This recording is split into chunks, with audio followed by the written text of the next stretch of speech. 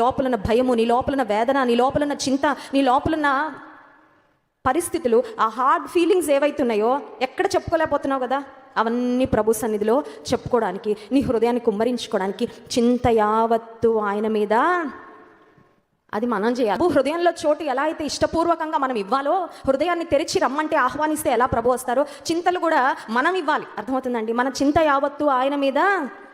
చాలామంది ఏం చేస్తారంటే, వస్తున్నా అండి ప్రభు సన్నిధికి, వస్తున్నా వెళ్తున్నా, చింతలు మాత్రం పోవట్లేదని నువ్వు ఇవ్వట్లా, నువ్వు పట్టుకొని ఉన్నావు వాటిని.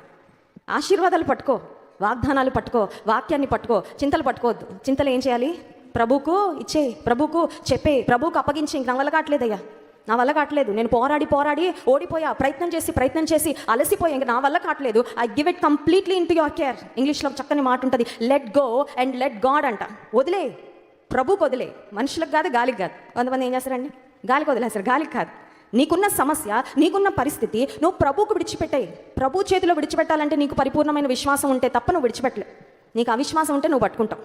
నీకు అవిశ్వాసం ఉంటే నేనే ఏదో ఒకటి చేయాలి, నేనే ఏదోటి బాగు చేయాలి, నేనే ఏదో ఒక ప్రయత్నం చేయాలనుకుంటావు. నీకు పరిపూర్ణమైన విశ్వాసం ఉంటే నువ్వు ఏం చేస్తావు అంటే సంపూర్ణంగా నీ చింత యావత్తు ఆయన మీద వేస్తావు. Download ShareChat.